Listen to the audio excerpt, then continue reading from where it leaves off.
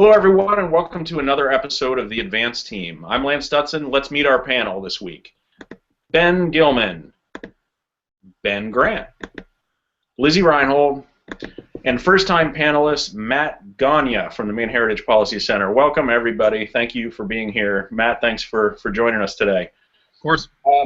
There's not a lot of stuff going on at the State House this week. It is very quiet up there. Everybody's kind of on February vacation. But one thing that is going on this week is the Appropriations Committee is reviewing the governor's proposed budget, specifically the tax portion of it, which is kind of, I think, the most important part of it.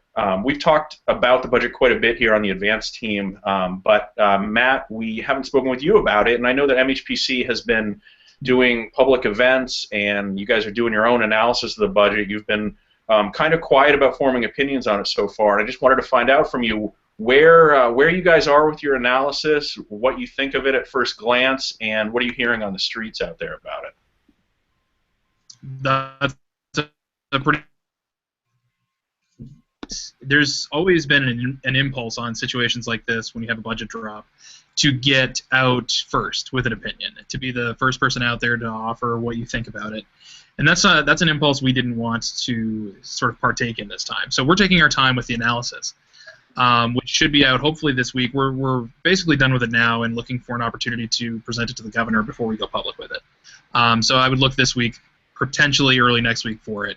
But you know, if you want to back up and ask my perspective on the budget, I think it's a really big budget, and there's a lot of things to talk about. I mean, whether or not the whole thing, as it's written currently, is a good thing is sort of up for debate. Your question about what people on the ground think about it is probably the most interesting question you asked, because it's buried. It splits an awful lot. I mean, I hear a lot of very strange things from very strange places.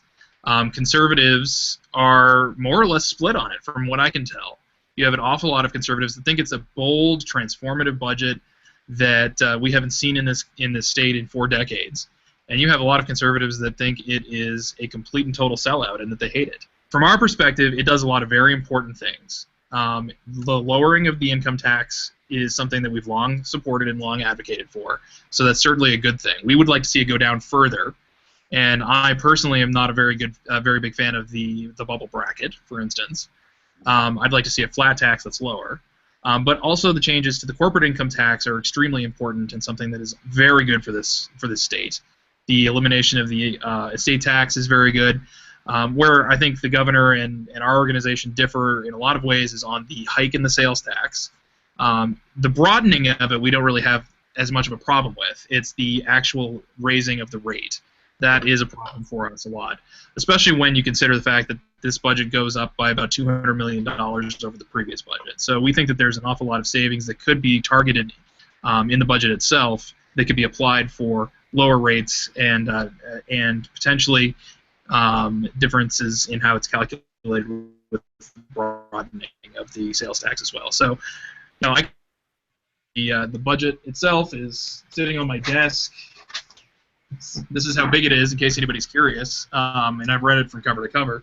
So we can talk about it for hours, but it's a varied opinion, and the nice thing about it is that it's going to take so long to pass through, no matter what it looks like at the end, that we have an awful lot of time to talk about it and make changes.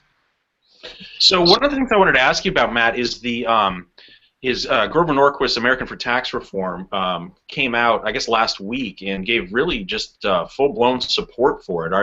Are you? Like, I don't know, you just mentioned that it grew government by $200 million, or grew the budget by $200 million. What's going on there with Grover? Are you privy to that at all, or do you have a perspective on it? Well, we don't actually, have a BFF relationship, as though most people think we probably do. But Grover tends to view taxes sort of in the aggregate. He cares whether or not they go down, at all. So if this was, for instance, a revenue-neutral budget, if it grew spending and then taxes were being shuffled around but not actually lowered for the people of Maine, he wouldn't have been on board with it. I think the fact that it theoretically, according to the administration, saves $260-something million in taxes in total matters to Grover, and I think that he supports basically anything that brings that number down. Any sort of savings at all applied to the people of Maine he would support. So I'm not really that surprised that he's behind it.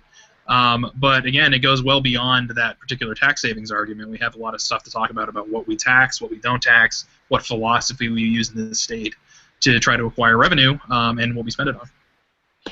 Ben Grant, were you surprised to hear Americans for Tax Reform supporting this budget? Yeah, I was very surprised. I mean, I've been observing conservative rhetoric for years, as we've talked about on this show before, about how all tax increases are basically evil or wrong, or choose your adjective. It was a surprise to me. It tells me that, maybe they're losing some of their conservative credentials and just becoming part of the Republican kind of establishment. When you have a Republican governor, you go along with what they want to do. Conservative credentials on the shelf. That's my quick observation of it. Ben Gilman, is that how you see it too? Do you think that the Republican team is just kind of following into lockstep behind LePage, despite some ideological differences in his budget? No, not at all. I mean, I think if you look at the budget overall, I mean, it's a decrease. It's a tax decrease for the people of Maine. I come back to the statistic that keeps coming out over and over again. If you're a family of 4 and your first $48,000 is exempt from the income tax, that's a big decrease in that number. So overall, the governor's budget, if you look at it, is a decrease for taxpayers of the state of Maine. I'm sure that's why Grover came out and endorsed it, looking at the overall budget. But I think if you're looking from outside of the state of Maine, you've seen some articles in terms of the boldness of this proposal, but also inside the state of Maine. I'm hearing people talk. The decrease in the income tax is a very big deal. Yes, there's a broadening of the sales tax. There has to be a slight increase, but that's a consumption-based tax. So I don't have that as much heartburn as some others may have on that piece, because at the end of the day, lowering of the income tax is a huge goal. At the Chamber of Commerce, that's been one of our big goals over the years, and to see this proposed by this governor, I think is a good thing, and it's good to see others get behind it. Lizzy, last weekend, Mike Hussey had a column in the Press Herald talking about how, from his perspective, the real shift in this budget is not to the sales tax, it's to the property tax. How are Democrats mounting a campaign? I mean, are we starting to see that rhetoric come out now, that property tax is kind of the weakness on this thing, or where are Democrats politically on this right now? Well, I sure hope that that's where Democrats are coming from. I mean, I don't know exactly what they're going to do, but I think that's certainly something that Speaker Mark Eves has talked about, and other Democrats have talked about. I mean, look, yes, we're cutting the income tax. We're also shifting that tax to the property tax. And there's not going to be a lot of relief for middle class and working families and folks who own property, especially in small rural towns throughout the state, who don't have nonprofits to tax, who don't have a way of making up that lost revenue. And whether folks want to talk about and claim that municipalities are, overspending money and they need to cut back or what, I know in my community I live in Eustis, our community is extremely frugal. We work hard. We have great selectmen and women. We all participate in the crafting of our town budget. And as far as I can see, if we were to lose our municipal revenue sharing, we would see a huge increase in our property taxes. We'd see a huge increase in having to come up with more revenue for our schools. And, as far as I can see it as rural Mainers, middle-class rural Mainers are going to be left behind in this budget. The cut, what it does is it largely benefits the wealthy, and even in the income tax cut, it still largely benefits the wealthy over the middle class, and that's just unacceptable. Hey, Lance, can I jump in here? Explain that. How does it only help the wealthy? It gives more money and saves more money for wealthy individuals. Even if you look at every breakdown they've done, more of the money is going into the pocket, back into the pocket of those wealthy individuals. Lance, can I jump in here, because that's just not true. One question I have is how is it that the state, the State Chamber of Commerce isn't standing out there trying to work with the administration regarding the property tax, since it's also businesses that are going to be impacted by this. Businesses that have to pay property taxes in their local communities that know that they're going to be seeing their property taxes come up. I mean, isn't that a conflict for the Chamber of Commerce, who's supposed to be standing with businesses? Absolutely. Two things here. Absolutely. We're now analyzing it from the Chamber of Commerce, but lowering of the income tax is a very big deal for the Chamber of Commerce. We're looking at the whole total tax package. We've actually have Dick Woodbury working with us. But two things that you said there in terms of the property tax, and then also in terms of the rich that I just can't let slide. One, on the property tax, if you read the detail of the governor's budget, anyone making $83,000 and below, there's a cap on your property taxes. To say that it's just going to increase substantially, I think is inaccurate, and that is dealt with in this budget specifically. And then for the wealthy, if you look at any analysis, Dick Woodbury had a column over the weekend. He's done analysis here for the chamber. If you look at those that are going to benefit from this budget the most, it's the middle class and seniors. The doubling of the homestead exemption for senior citizens. That's really who the benefit is for this. To say that it's for the wealthy, I think is an inaccurate statement. It does lower the top rate income tax bracket, and that does help attract businesses here to the state of Maine. But really, the true tax relief within this budget, and you're looking at Senator Woodbury, who was, did two other tax reforms before this, and if you hear him talk about it, he'll tell you out of all the proposals, the one that targets the middle class and senior citizens more than any other proposal that's been out there is this proposal by the governor. So I think we got to stop the class warfare arguments that are going on and look at the package as a whole. That's what we're doing at the Chamber of Commerce. We support the concept of lowering the income tax. We're going to look at the budget overall to see its overall impact, and we will weigh in on it when the time is right as an organization. But I think this rhetoric of, just because it's proposed by a Republican, it's going to hurt the middle class and senior citizens has to stop.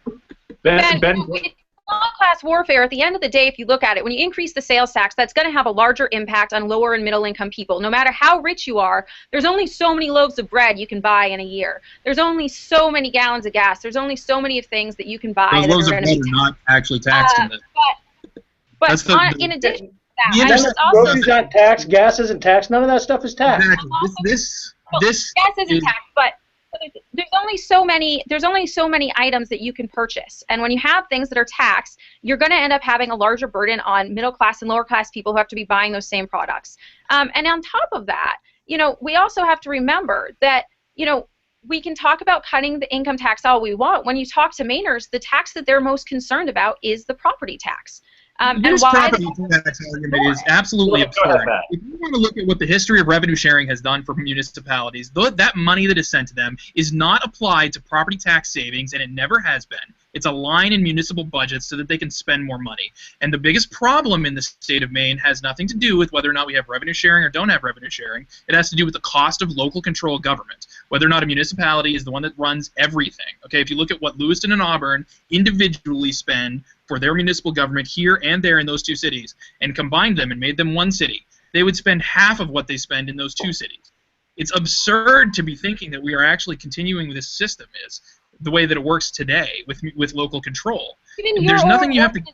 Even your own organization has done analysis that shows that municipalities are the more frugal government in this state. And even your own organization stood against an expansion of the sales tax. They're also duplicative in the services that they provide. 9.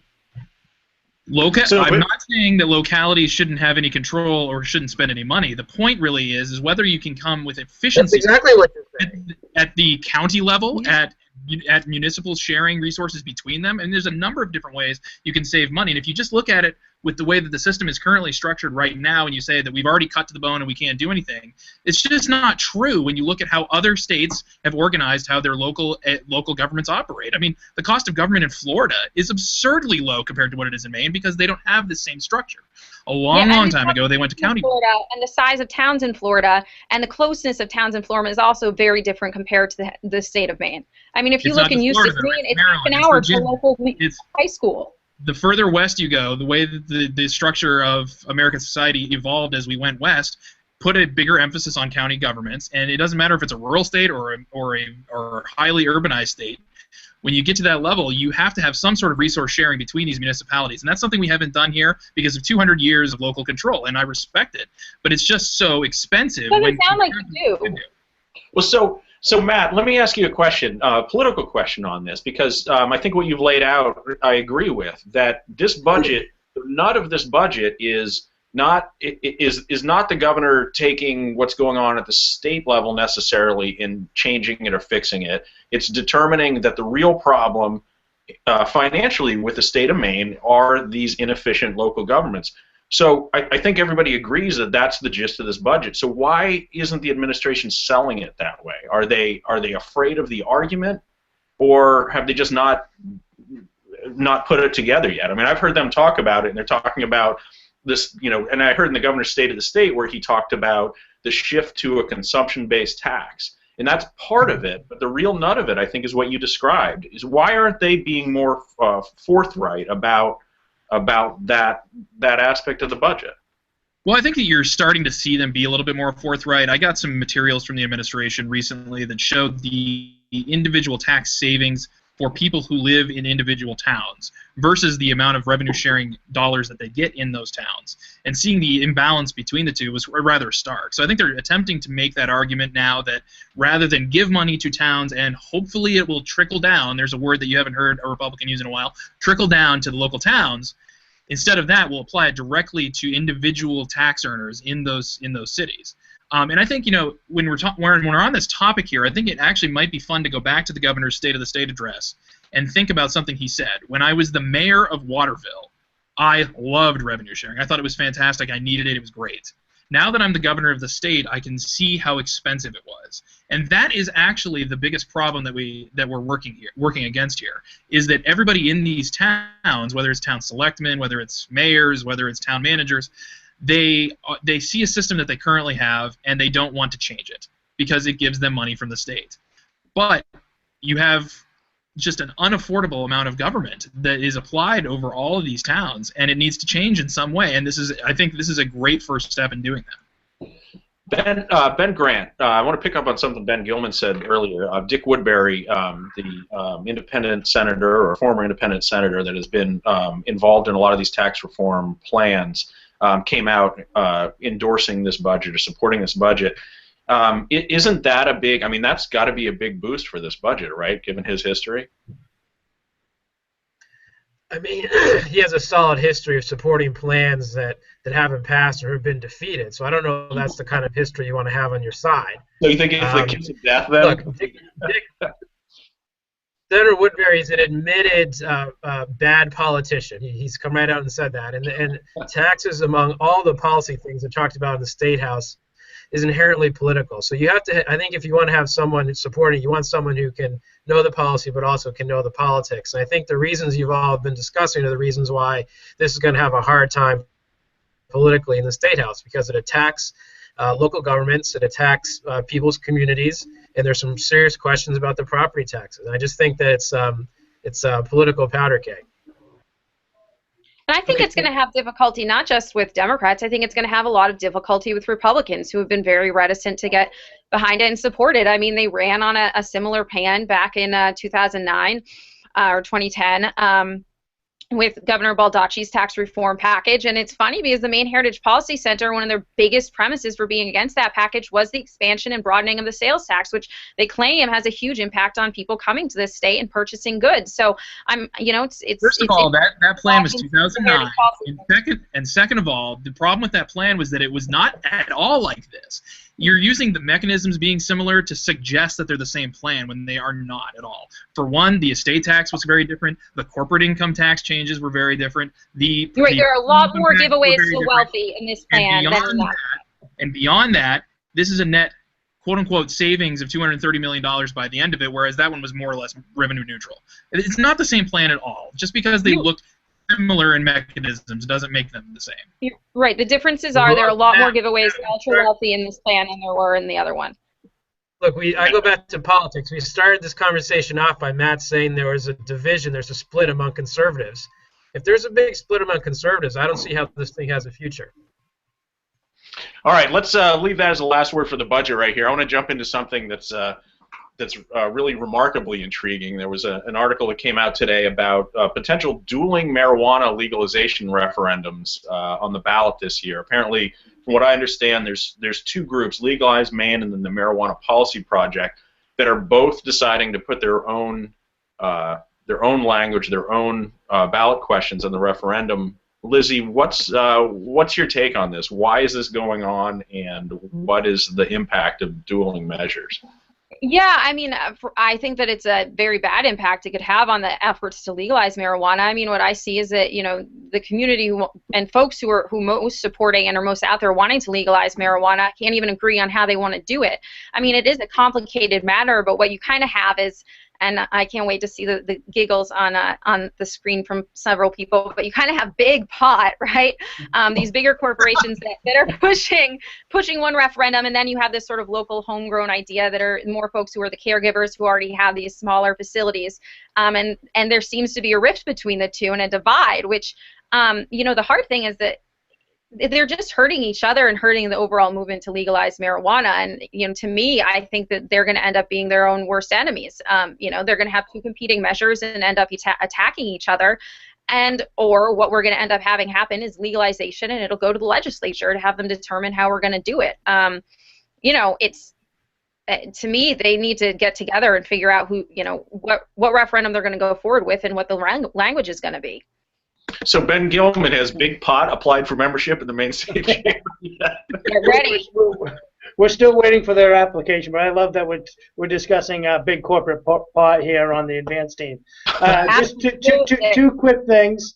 I think we're looking at the referendum that I think for me to look at and to support. One, it has to be based in free enterprise, even if it's big corporate pot. Let's have a free enterprise marijuana system.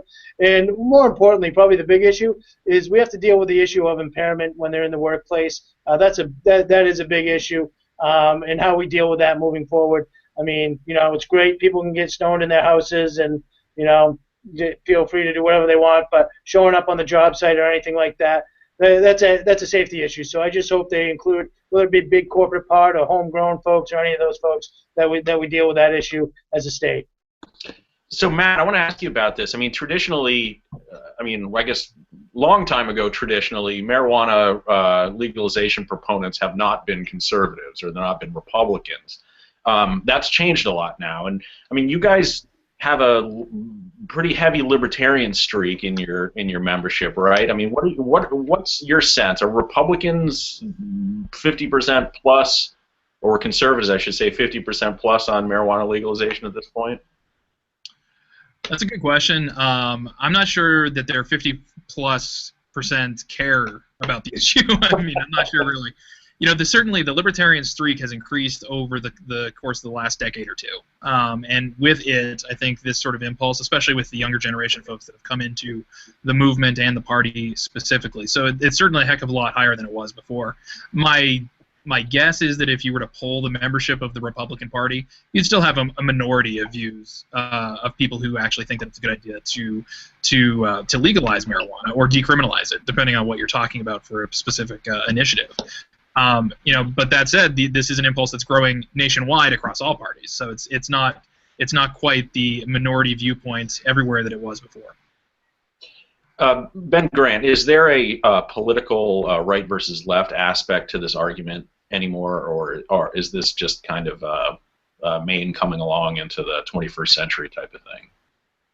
No, I think there's a big jumble of sort of a coalition behind both sides. I don't think it falls along the left versus right lines anymore. I think you have libertarian types. I think you have people who just see this as the writing on the wall, and this is the way things are going to be going, so we might as well get ahead of it.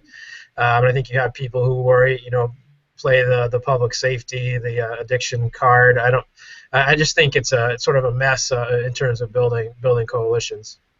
So, Lizzy, you think that both of these groups should get around? I was going to say that they should sit down for a beer, but maybe there's something else that they can do and just work their differences out. How about Diane Russell's effort in the legislature to preempt all this stuff by passing a bill? Is she going to get any support for that? I don't think so, but I understand where she thinks that that's the way to go. I mean, to me, I understand where conversation has to happen at some point. No matter what, I don't really want to see a repeat of what happened with medical marijuana, where a bill passed that really didn't have the rulemaking and anything in it, and then all of a sudden the legislature had to scramble to try to put something together. I'd rather see the legislature and the governor's office, for that matter, engage in a conversation and try to at least be prepared for legalization if it eventually happens, and make sure that we also have a conversation with law enforcement and other folks to make sure that we pass the best bill for Maine, and a bill that takes into consideration everyone's view. Point legalization is inevitable eventually, but I do think that there's a right way and a wrong way to do it, and I'd rather see that happen through conversation rather than competing ballot initiatives.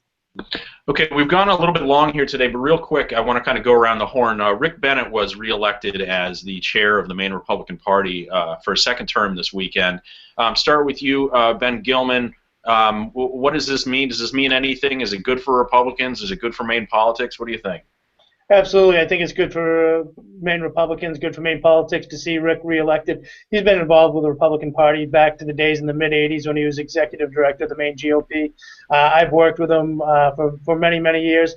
He does a great job. I think you can just tell by the last election cycle of how he organized the party and moved it forward. So good thing for Maine GOP having him reelected.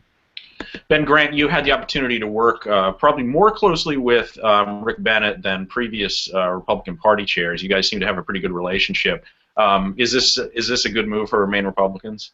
But yeah, it's definitely a good move. The party chair needs to be a good spokesperson for the effort, and Rick certainly checks that box, and he clearly did a good job organizing. You know, when you win and you're the captain of the ship, it's a pretty easy call for a party to keep you on, as I benefited from after the 2012 election. Matt, how do you see this? I mean, Rick did from my perspective, he did a really good job tamping down some of the kind of fringe problems the Republican Party was having. What do you think is next for Rick Bennett and the Maine Republican Party, and do you think this is a solid move for them? It's definitely a solid move. You know, the biggest thing for me with this particular choice to have him continue on is continuity. I mean, they built something that was very strong in this last election cycle beyond what they had done previously. You know, in previous election cycles, when the Republican Party won, it was on the strength of a really compelling candidate or, you know, a national environment or something like that. In this instance, that certainly played a part in it, but what they did at the party was a great deal more sophisticated. They put a data operation together. They put together a really aggressive field team. Rick's been talking an awful lot about putting permanent employees in the building that are always working there through cycles, and they're not tamping up and tamping down depending on what's happening. That and the fundraising that goes into it and all those other things that go into party building is something that the Maine Republicans desperately need, and hopefully they'll be able to get that if we continue on with Rick. So Lizzy, we'll leave the last word with you. Phil Bartlett, the new Democrat Party chair, and Rick Bennett are both two very thoughtful guys. I would say that. What do you think that means about where we are in politics? I mean, we've had bomb throwers before in party apparatus. Is party politics changing up here, or is this chair position just kind of a token position that doesn't end up meaning a lot in the long run? No, I think the chair position ends up playing a large role, and I think we've seen an increase in the role that the chair is playing in the overall campaign structure and the overall attitude of the party. And I think these are two very hands-on party chairs who are going to do what they can to make sure that their party is best represented. And I think it's a good thing for Maine to have two folks who are so respectable, who are very thoughtful, who are also two folks who can actually have a conversation and not end up being, you know, going head to head and throwing fists at each other. So to me, I think these are two really great folks to have leading the parties, and we should be, you know, really proud of the fact that we have a state where we have such great leaders on both sides, even if it's a bummer that the Republicans have such a good one, you know. All right, well, that'll be the last word. Thank you guys so much for being with us here. This week's advanced team was Ben Gilman, Ben Grant, Lizzy Reinholt, and Matt Gagnon. I pronounced it right, Matt? Right. All right, thank you guys so much for being here. Thanks, everybody, for watching. We'll see you next time.